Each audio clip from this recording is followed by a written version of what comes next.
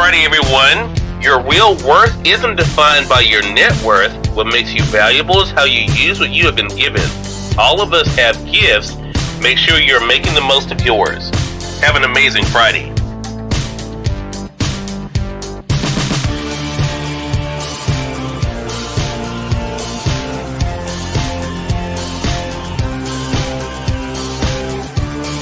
It is now the bottom of the hour.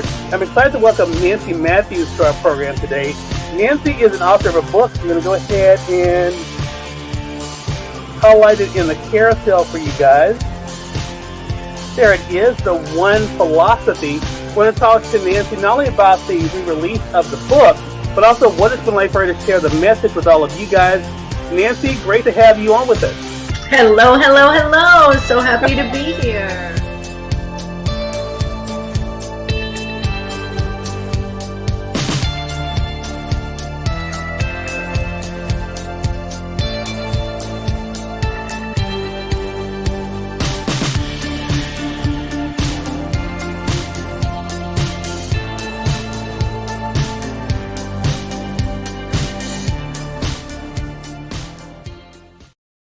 When you do nothing, nothing happens. Best time to take action is now. This is the time to work on you and your business. So I've created a group, an online academy for professionals and entrepreneurs. Power Partners will help you to start helping yourself. Helped me change my life and my business. Not a Toastmasters, it's not a BNI, it's not any of these, but it is. So it's all this stuff in one place. Get the results that you deserve right now. So what are you waiting for? Let's make it happen. See you in Power Partners.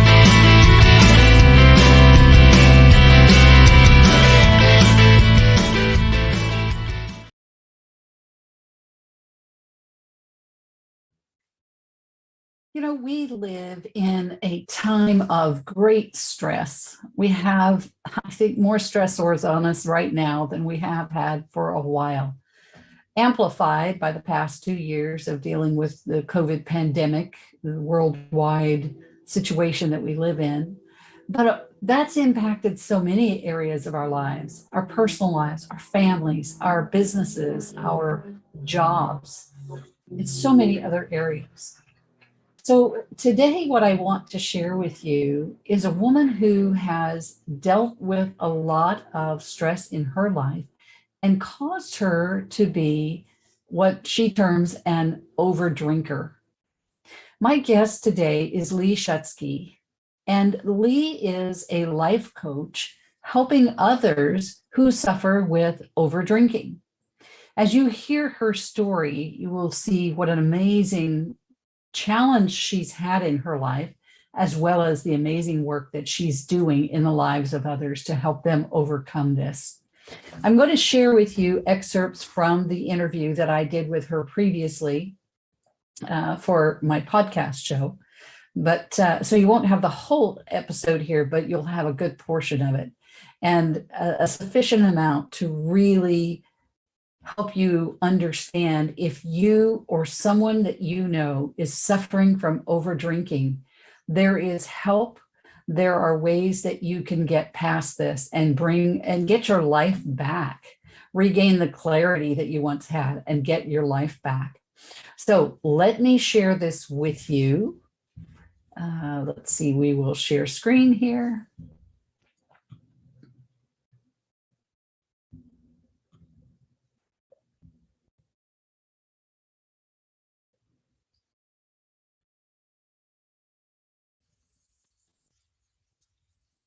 Sorry, the computer went. Here we go. Welcome back to Pursuing Profit with Principles podcast. We're so glad that you've joined us today. I'm extremely excited about our guest today, Lee Schutzke, and she's going to correct me if I said that wrong. But Lee is joining us today, and Lee is a certified life coach. She helps people who want to stop over drinking, as well as people who've stopped but are still struggling. She teaches her clients a better, sustainable way, one that doesn't rely on willpower. So excited to have you here today, Lee. Welcome to the show. Great. Thank you so much, Regina. Great to be here. Awesome. Well, I know that our folks are going to learn a lot from you today. So let's dive right in because we want to maximize every moment here. So would you take a moment, Lee, and share with us a bit about your journey, what brought you to this place, and who you're serving, because you have a very definite audience that you are serving, and why you do this? Yeah. Well, I myself struggled with over drinking alcohol. I actually started looking for help back in the 90s. And my parents struggled with drinking, my siblings, even nieces and nephews. So it's definitely been part of my story. And when I first started looking, I just didn't feel like the language of rehab or 12-step programs really was a good fit for me. I was already, shaming myself and hiding, but I knew I wanted to stop, at that time, I just wanted to drink less. I even looked at like outpatient and inpatient rehab programs. I considered hypnosis, and even that didn't work. And over the years and decades, it got progressively worse, but I did a really great job at hiding it. Which is not uncommon because there's a lot of personal shame and a lot of personal self-judgment. I finally did get to the point in 2018 where I stopped because I was at that point where if I didn't stop, something bad was going to happen. I mean, I was up to drinking 2 bottles of wine a night, passing out on the couch. I was still working, but again, I was hiding it. Mm-hmm. So I go home, drink every night, pass out, was depressed, suicidal, and then I would go back to work the next morning. I white knuckled it. I basically locked myself away for 6 months in the sense that I would just go to work, go home, go to work, go home. And white knuckling is like driving by the store, literally grabbing the wheel. Mm-hmm. And then once I realized after, it took about 6 months for the brain fog to clear and me to feel, as I was feeling physically better, I was like, if I can help one person with this, it's worth it. One of my brothers committed suicide. Again, I know families, hundreds of thousands of people and families are touched by it. Yes. So I started, and at the time in 2019, I actually came across a coaching program, but I was still working full time for a W-2 job. So I started coaching and practicing, just peer coaching outside, doing a couple pro bono clients. And then I did a certification program last year, and they have this Stop Over Drinking Alcohol curriculum. And my approach is different in that I help my clients look forward. We're not relying on willpower, and we're not looking at labels. And instead of looking to the past, we're looking forward and saying, what is the new story that I want to write for my life? And teaching my clients the tools and the skills to do that, and then helping coach them through the questions and the challenges and hurdles that they're going to encounter along the way. And my focus is working with people one-on-one because it is so personal, such a personal journey. Yeah, absolutely. I totally get that. Yeah. And just one comment, I had never heard before interacting with you the term over drinking before. Mm-hmm. Is that kind of some new terminology that folks are using, or is that, can you give me? It's actually something that this certified school, that their program that they use, but I love that phraseology because it really does reflect if someone just wants to drink less, or if someone wants to stop over drinking completely. Right. And it's more about the action versus applying a label, like a societal label, which can carry a lot of stigma with it. Yeah. Oh yeah. And it's exactly. And it's looking at why is someone grabbing that glass of wine or grabbing that beer? Why are they numbing what's going on inside? And really looking at what is the activity and what are they trying to suppress, and helping them through that and helping them understand that. I feel like a lot of times people get stuck in the language, the labels and language that can come with recovery, and sometimes that can hold them back. Some people have had a lot of success with it and others have not. That's why I also help people if they're abstaining, but they're relying on willpower and they're still struggling. Like, let's say they stopped, but if they're still not getting to where they want to go in their future because they're just trying to stay away from alcohol, that's miserable too. I've been there. So helping them overcome that as well, so they're not relying on willpower and really looking at, allowing that thinking and feeling and processing that through to get to start moving ahead in life. Right. And would you say that that time frame that it took you, that 6 months you were talking about, is that fairly typical, or is there any such thing as typical in that situation? That was my personal journey. And the reason I realized in hindsight that it was 6 months was I was actually dealing with some sciatica completely unrelated. And so every morning I was stretching and I could literally feel my brain, the fog lifting, and my brain, it almost seemed like it was like a muscle getting stronger. So as the after effects of decades of drinking, of alcohol passing out of my system, I really had no idea how foggy my brain had gotten. Because like I said, I was still high functioning in my job, still working, meeting deadlines, meeting customer needs. But it, like I said, it was eye opening. I was like, wow. And that's when I realized I was like, I'm ready. I can help people. This is part of my personal journey, my story. I can definitely help people because I've been there. Right. So how do you go about finding your clients, your ideal clients? What do you do to find clients? Yeah, I have been in different collaboration calls. There's a lot of groups out there where we're trying to help cross-refer to each other. I talk with business owners and we do like business one-on-ones where we get to know like what's their business, what's my business. If there's potential overlap. A lot of times there can be a lot of, like I said, a lot of hiding and shame. So people may not realize if someone is struggling. And so even just saying, if you hear someone say the words, oh, I drank a little bit more than I wanted to, or, oh, I can't go by the alcohol store, or go by the liquor store, or, oh, I don't want to go to a winery. So even like listening for phrases. And it's just getting out there and connecting with people and reaching them, because people are going to work with someone that they trust and feel comfortable with. So really, the personal one-to-one connections is huge. Do you do any kind of corporate training where you go into a corporation and put on some workshops, maybe not knowing, if there's a problem or who has that problem, but do you do anything like that? Not at this time. Yeah, I have done corporate presentations and training in the past in my different professional other positions when I was employed. Like I said, now I'm full-time self-employed. This is my business. But I have thought about, I know there are some nonprofits out there that specialize in like dealing with substances and recovery. And I've even thought of reaching out and offering like, would they like, group coaching for some of their clients and help teaching them, tools and skills. And part of my background includes nonprofits and foundations of philanthropy. So it's like, I would totally do that, for free, just to come in and help their people and help get the word out about their program. So I have thought about that. Cause like I said, a passion of mine is nonprofits and foundations. So I hear you there. Yeah. I can see a lot of places where your services would be valuable, tremendously valuable. And the first one that came to mind was, companies that have those problems, but may not even realize the situation some of their employees are in, and offering that as a benefit to, the corporate paying for that benefit of you coming in and doing workshops. Yeah. And you have a long history in the professional world. Tell us a little bit about your background, where you come from in terms of the work that you did before you became self-employed. Yeah, I actually, for my undergraduate degree, I studied business finance. I actually started in civil engineering and realized after a semester that wasn't a good fit. It's good to realize early. Yep.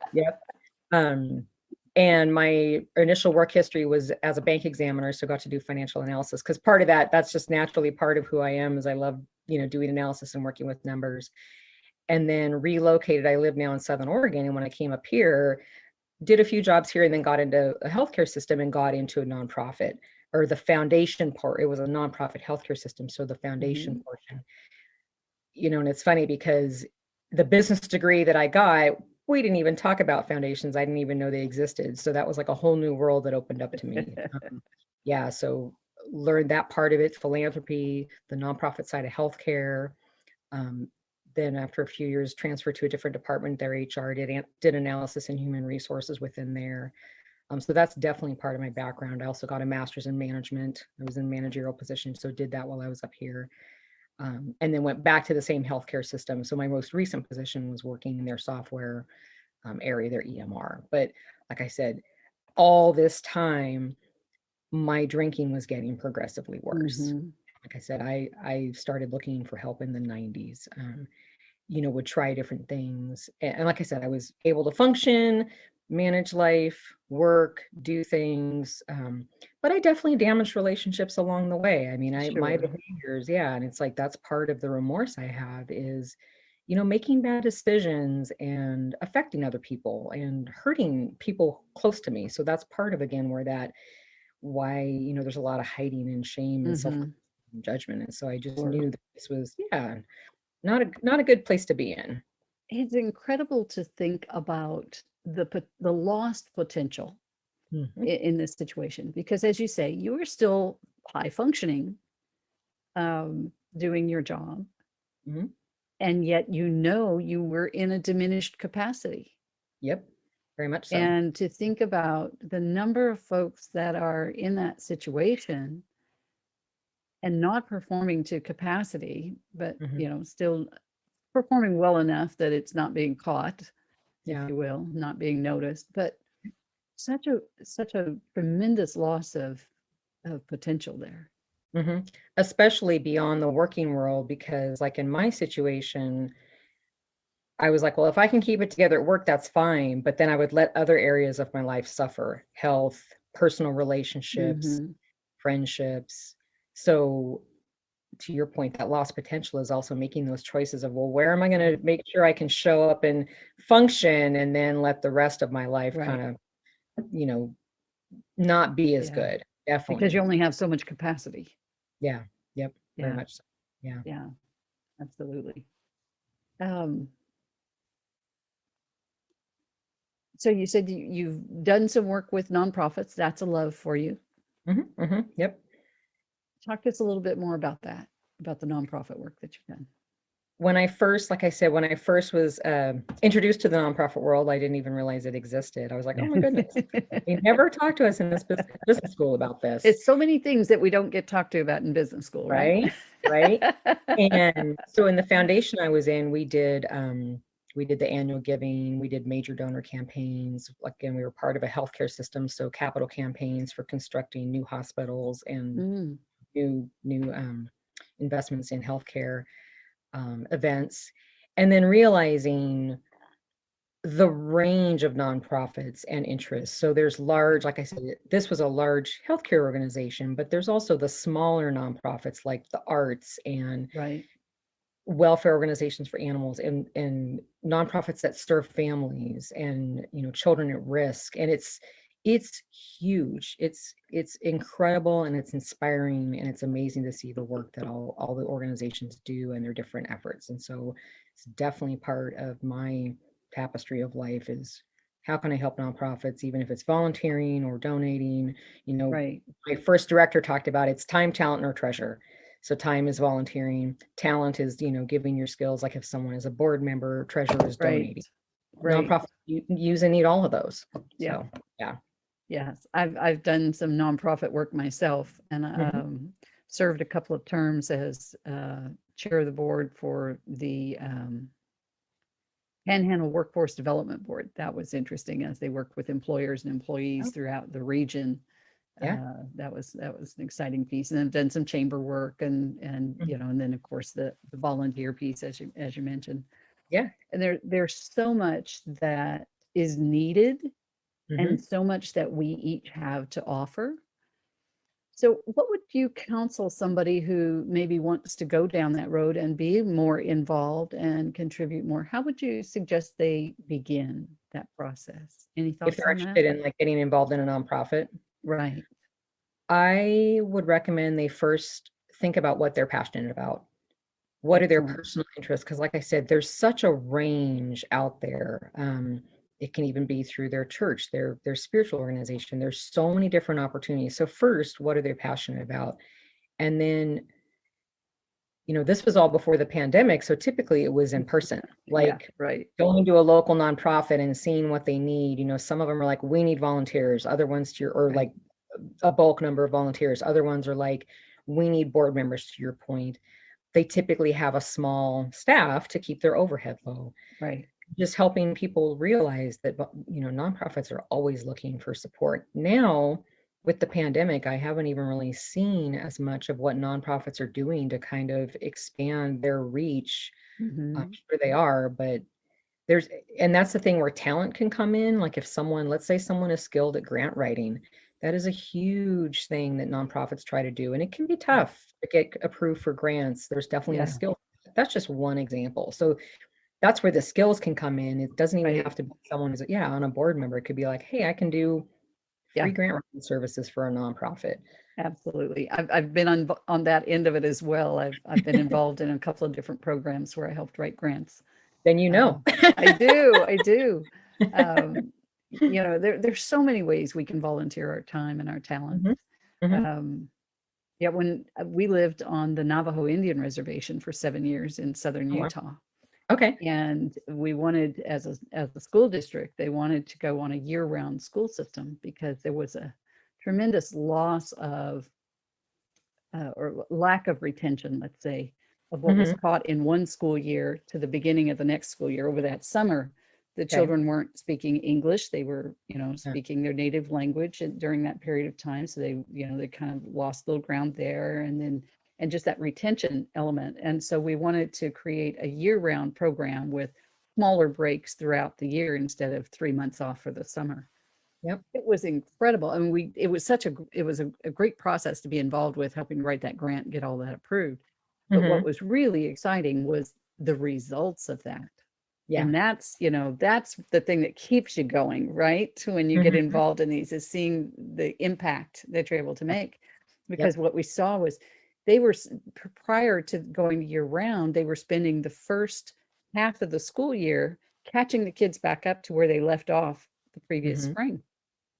Now they were spending just a short amount of time, and they had them right back up to schedule again. It was just incredible, because they were teaching half the school year, the whole school year, in a half a year. Spend half the year catching them up, half a year teaching them the next year, and then do that all over again. And it just leveled the playing field for them. It was amazing. That's always been, for me, the thrill of doing the kind of work that you're doing, is seeing that impact, seeing the results of what you do. Yeah. Well, that's another way that people can support nonprofits, because when you're talking about, like, using that example, grants typically help a nonprofit create a new program where they're looking for certain outcomes. It allows nonprofits to collaborate and to get out on the front lines and be creative and be innovative and maybe collaborate with other organizations. And that's, like I said, that's another way someone can support a nonprofit, is even just offering to collaborate. Yeah. Hey, can we bring our resources to your table? Yeah. Yeah, totally. for sure. Yeah, I totally agree. What's been, in terms of nonprofits that you've worked with, what's been the one that rang your bell the most, the one that was really the most exciting thing you did in a nonprofit? The activity itself, or the organization, either way, or both? I really enjoyed the actual events, because that's where we got a chance to meet the individual donors face to face. We were working at the events, like greeting them and helping sit down, but you get to know the people that are helping support the audience that you're benefiting. And a lot of times at the events, they would make a point to connect. Here's someone that benefited from this program. So the beneficiary of the program through the nonprofit and the donor, and seeing that connection, that's huge, because that's a great opportunity to actually see, a lot of times if you're working in the office, you're not necessarily seeing how the community is being impacted in a beneficial way. Right. So it's great bringing those together, and events, in-person events were the way to do it. And like I said, nonprofits may be getting super creative with how they're doing that now. Yeah, as we've all had to do, right? Yeah. Creativity is the name of the game today. Awesome. So what does working with you for your ideal client, what's that look like? Can you share a little bit more? We talked about that a little bit in the beginning, but so if someone were to become your client today, what's that journey look like? So the journey, I always start with, where are they at and where do they want to go? It's really, I try to tailor my coaching specifically to them, and basically helping them bridge that gap. The work I do, the coaching I do, is one-on-one. It's individual private coaching with them. Right. So it's typically meeting with them virtually for an hour. And I also do written coaching in between to support them. But letting the client drive, helping them see what's possible, what future do they want, and helping them get to that point, and then giving them the tools and skills to get there.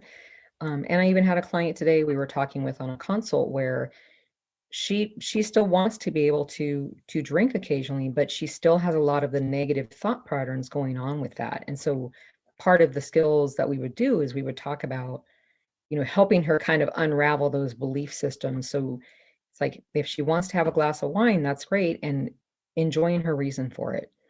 So again, trying to really meet them where they're at. Like I said, whether they want to just less or they want to stop completely. And again, it's really about helping them realize you can create this new future. You can write your new life story. And that's where, again, it's not relying on the willpower, and it's looking ahead, helping them look to the future and what's possible. And they get me in their corner as a certified coach. Sometimes I may coach them harder than they want to be coached, but it's because I'm fighting for their future self, that vision that they really want. Because, again, there's going to be some hurdles and obstacles that we're going to come up against, and help coach them through that. Yeah. Very good. Very good. Awesome. Well, Lee, we've come to that part of the show where I get to ask you my favorite 3 questions to ask all entrepreneurs. So let's just dive into those. The first question is, what is a leadership principle that has served you well in your personal and business life? So I used to call it networking, and I've realized it's really more community building, but it's how can I connect people and resources together really for the benefit of them. They can, like I said, create that synergy.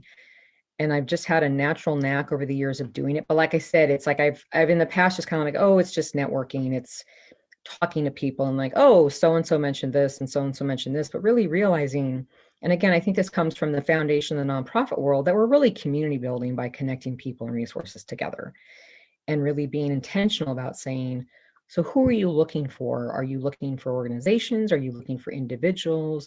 And then thinking in my mind, what resources am I aware of? And then the other piece of it is then not just passing the information on to somebody, but actually trying to make that connection on their behalf. Saying, hey, I talked with some person yesterday. This is what they did. They did X, Y, Z. I thought of you. Would you be open to having a conversation together and really connecting them together? And that's where that community building comes in, is helping bring those two hands together. And if it's appropriate, and again, it may not be. Yeah. But yeah, that is a skill I think many folks need to improve upon. It's something I work on all the time for myself, and always thinking about that. As you know, in our very first conversation, I said, oh, we need to connect you with so-and-so. Yeah. and you never know where those connections are going to go or not go, but always be thinking about, how can I serve better? How can I connect people with other people that can be of value to one another? And to your point, it's not just about business, it's business and life. That's beneficial and personal as well as business. Absolutely. And who knows where those connections are going to go. Wow. Wasn't that amazing? As you can see, it was a great interview with Lee, and she's doing such a phenomenal job in the world of helping people who are feeling or experiencing that diminished capacity due to over drinking. You can catch the rest of that interview on my podcast, pursuingprofitwithprinciples.com. You can catch it there, and Lee's contact information, if you need to touch base with her, will be there in the show notes. Thanks again for joining me this morning, and I will see you next week on Pursuing Profit with Principles. Bye for now.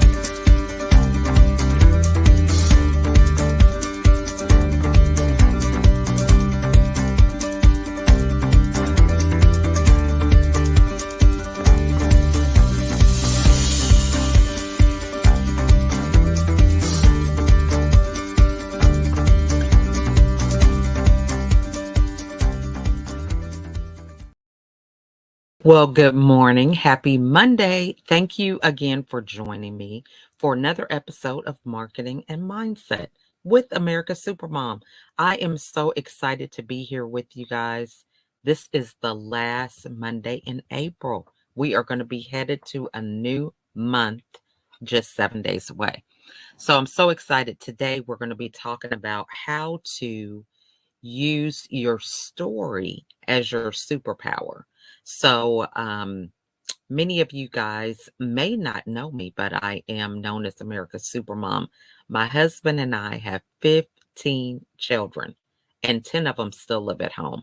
So I think I'm going to stop there because I'm going to dive into how we can use our story as our superpower. So I hope you guys are ready to take some notes. We are going to dive into this topic, and 20 minutes or so just seems like it's not enough time. So we're going to breeze through this really quickly on ways that we can use our story as our superpower. So I'm going to go ahead and pull some slides up, but I hope you guys enjoy this. If you have any questions, feel free to put it in the comments or reach out to me. I would love to have a conversation with you on how you can strategize and use your story as your superpower. So we are going to head over to these slides. All right. So the first thing is understanding that this can be a fresh start for you. This is the name that I have for a program that I use because I am a coach amongst all the other things that I do besides being a mom. I coach, I speak, I'm an author, podcast host, TV producer, all around mental wellness. So I have used this platform of using my own story for my career, so to speak. So the thing that I believe in is no excuses. We don't have time for excuses. So that is really what led me to coming up with something that I could use to really move forward in my journey. So knowing that my journey began with hiding behind a smile. Right now, I use the smile as a way that I can daily check in with myself. But before, there were so many things that I covered up with a smile and makeup. So as you can see, I dealt with feeling not enough, not appreciated, didn't feel valued. I had no personal dreams. I felt like I was just known as my husband's wife or any one of my kids, take a pic, their mother. It's like I didn't even have a name. It was just, oh, this is Jonathan's mom. This is Alexandria's mom. This is Elizabeth's mom, right? Not sure how to ask for help. I was an only child. So I had no siblings. And the whole dynamic of my kids fussing and arguing, I thought they didn't love each other, thought I was doing something wrong. So it's just a number of things that were going on in the background. Negative self-talk, people pleasing, all these things were hidden behind a smile that looked to be like everything was okay. So within that smile was the 13 years of depression, which led to 3 hospitalizations. And so what did I decide to do with that? After my last hospitalization, I began to change the story. I love quotes now. You know, they really speak to me. Words are important. What you say, not only to others, but what you say to yourself. But read the book, The Four Agreements, during this journey of healing, is what I'll call it. And it really spoke to me in a great way to really kind of help me to understand what I wanted my story to look like and how I can continue to work that in a way that served me. So after that, I decided to figure out how I wanted to show up. You know, these are some of the things that I did initially, going to women's groups, speaking at different engagements, meeting connections on LinkedIn, and just different events that I was a part of. You know, these were some of the things that were happening in real time, but I wanted to figure out how I wanted to show up. So I love this picture because, you know, I have on 2 different outfits, right? It just, for me, signifies the dual responsibilities that I have. You know, one side has an apron, the other one has a business suit. So it's the whole concept of, you know, trying working to be 2 people in one body, or dealing with the different responsibilities. And as you can see, the papers are all over the place, but inside the papers are pictures of some of my children that are not in the physical picture. So it's always juggling all these different things that may be going on in the background. But I decided with that I wanted to have natural hair, natural face, comfy shoes, comfy clothes, truth with no humor, and no excuses. So for me, the comfy shoes is no heels. Now, I'm not saying that I'm not going to wear them ever, but I'm very comfortable wearing flats. And it's so funny because I'm only 5 foot. Natural face, you know, I love being able to have natural beauty, and natural hair. So these things help me to show up regardless. Now, I'm not saying I won't ever do any chemicals or straighten my hair or anything like that, but this was really the criteria that I used to just get out there, to get in front of the camera, to start telling my story. You know, so I wanted to have this baseline so that I could always be available to show up. That I wouldn't be feeling like, oh, I can't show up because I don't have my hair done, or I can't show up because I don't have my makeup on, right? I don't have the right outfit. I don't have heels. I didn't want that. I wanted to be able to show up consistently, regardless of what was happening in the background. And so that is really the premise of my brand, is being able to be who I am, showing up regardless of what is happening in the background. So from this, I created a new mindset that I coined as Fresh Start. So this is me using that journey of depression and hospitalizations in a way that serves me and helps me to serve others. So the first element of this mindset of Fresh Start, I love acronyms, as you guys know. And so there are 5 components to the Fresh Start. The first one is using fear as fuel. Now, many of us know that fear is always with us. And if you don't believe me, just imagine yourself being at home alone and you hear a loud noise, or you hear something that sounds like a gunshot, you know, that looks to be close by or sounds close by. You know, we have a moment of fear. We have this adrenaline that is being released so that we can go into either flight or fight mode in order for us to stay alive.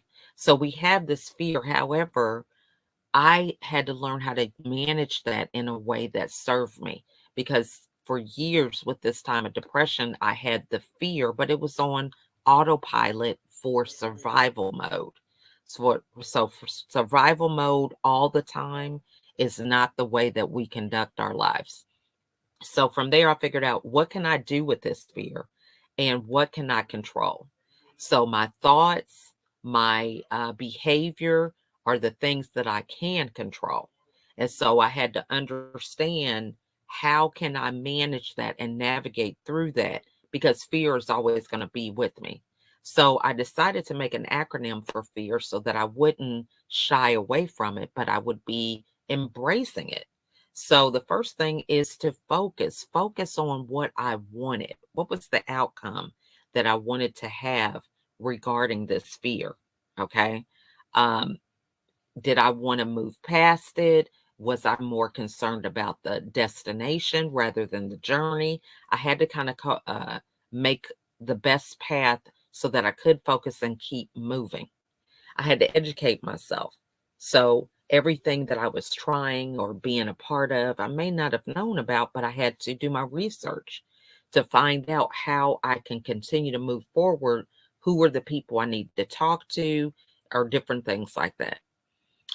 In addition to getting my research, I had to take action, right? So many of us read books, we tell it to other people, but we don't take action on the things that we're learning. But when we take action, we get some results. And from those results, we can ask different questions and figure out, what do I need to keep doing? What do I need to stop doing so that I can get closer to my end goal, right? So breaking down that fear so that it serves you and you're able to determine how you're going to use that fear as fuel to give you momentum to keep going. The next thing is reframing your story. So as you see here in the picture, that is a snapshot of the 13 of the 15 kids that my husband and I have. And that's one of my books, is being able to reframe that story and share it with other people, right? So one of the questions I ask myself is, how can I teach these lessons that I learned on my journey to others? And one way is by having a book. It's also speaking. It's also coaching, and just finding ways that I can host conversations about it so that people can begin to have a dialogue around some of these lessons so it can help them move forward. Now, reframing your story is so important because it definitely gives you the opportunity to learn from those lessons and see the positive in the journey. Now, we need to reframe the story, because if we lock the story away, we put it in a closet where we don't want to remember it, it is really taking a part of who we are out of the picture. So when we reframe the story, we embrace our journey as a whole, and we use those lessons to help us to move forward. Because if it wasn't for that past, that history, that trauma, or whatever we may have experienced, we wouldn't be the person that we are today. That part of our journey has helped formed us to be the person that we are today. And so it's so important to find a way to unify that with who you are now in a way that serves you, so that you don't have a situation of losing time or allowing that past to be present in a way that's negative and prevents you from being all that you can be. So when you reframe it, you figure out what you can change and what you learned, right? So if I went through depression, I can't get that time back. Okay, it's already happened. I can't recreate it. However, if I don't get that to the point of understanding that it's in the past, then I could carry that into my present and future by saying, oh, I was depressed for 13 years. When am I going to get out of this? Why am I going to even have hope for anything? Because I was depressed for 13 years. If I keep bringing up that story in a way that's heavy, negative, doesn't serve me, it's like I haven't learned from it. It's like I'm still there. That can affect my future in the present that I'm living in. So I hope that makes sense for everybody. Then the next thing is envisioning your success. So I'm sorry that I have this my logo up there, and it's hard to read some of the words. I forget about that when I'm making my slides.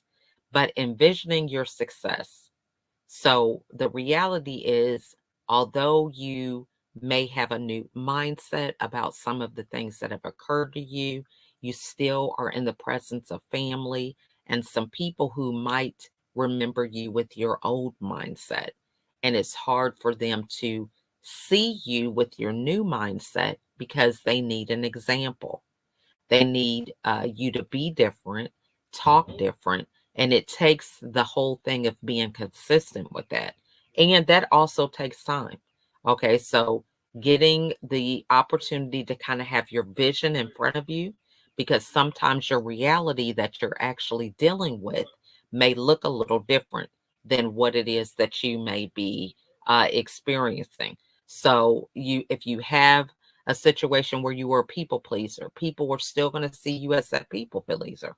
So you have to have a way to kind of see yourself where you're headed, even though everybody else may not resonate with that, because that's going to be the thing that's going to give you strength to keep on staying focused on what your objective is, regardless of what's happening around you.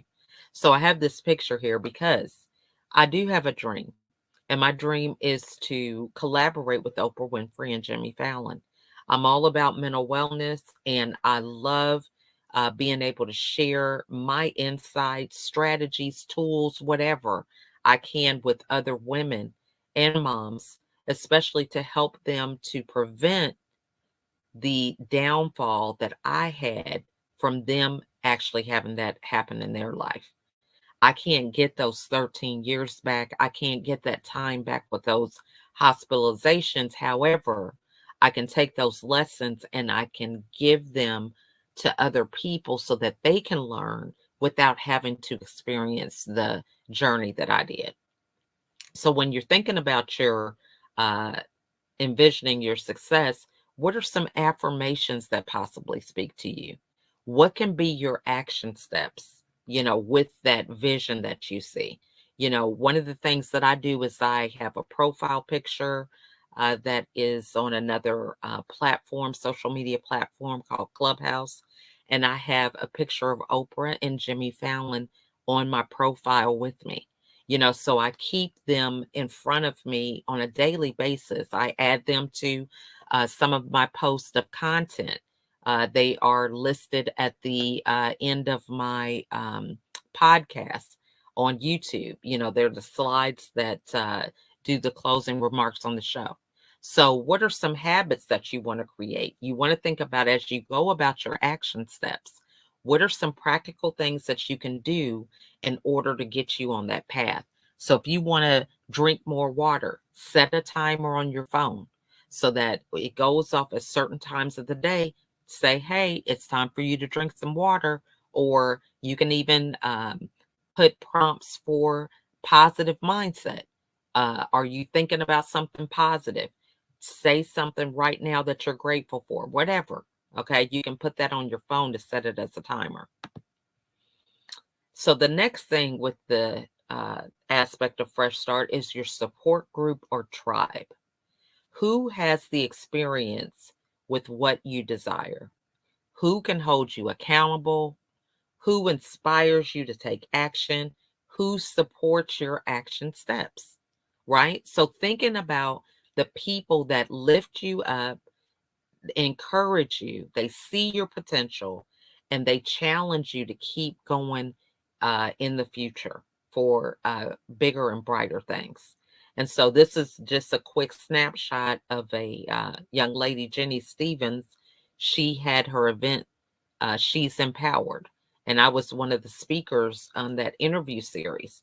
But connecting with people that, although her vision was to have an interview series, I was a part of that vision because I was able to speak about something that was near and dear to me, which is mental wellness, and sharing with other women ways that we can practically empower ourselves, by doing things, writing things down, right? Having a plan, having an accountability group, right?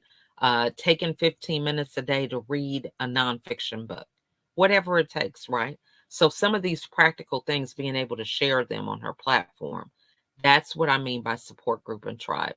So this is really important because as you connect with that group and tribe, you're able to fill up your cup and continue to challenge yourself, even though you may be at home around the same family, the same friends that see you in your old mindset. So this gives you the ability to have a little bit of a balance because you're continuing to fill your cup up. So the things that they are looking to see from you, you're kind of moving beyond that. And you're understanding that you have to be the example and you're not looking for them to fill your cup up. You can get that from your support group or tribe.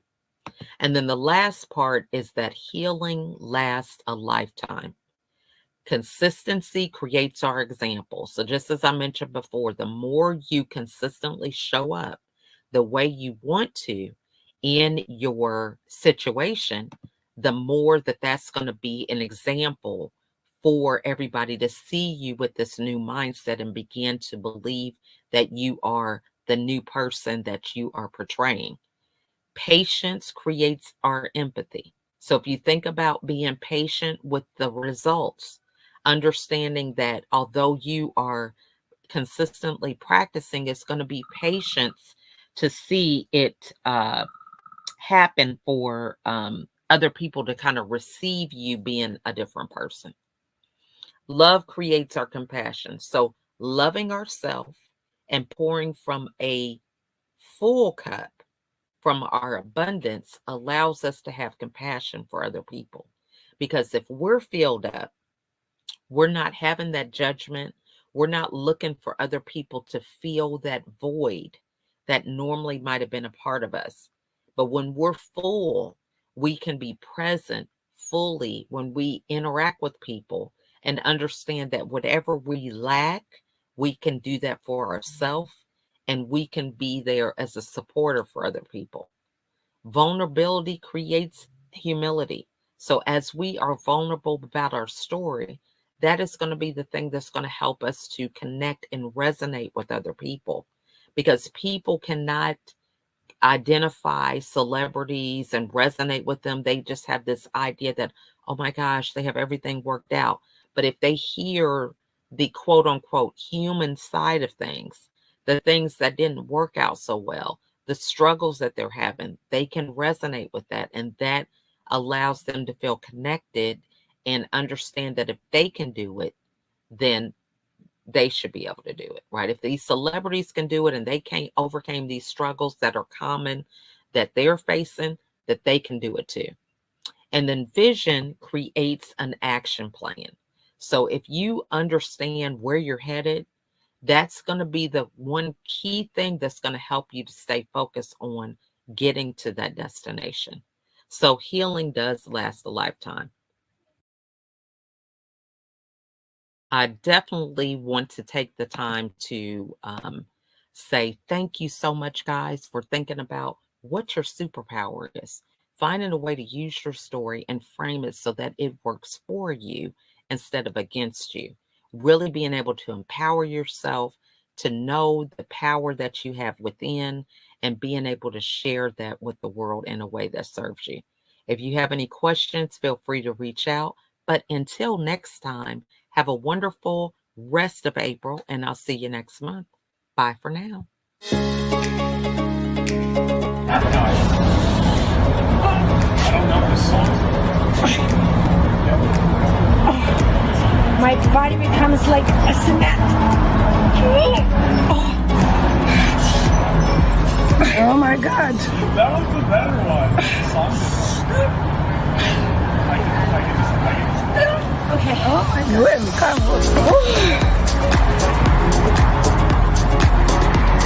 It's like magic. Literally like magic.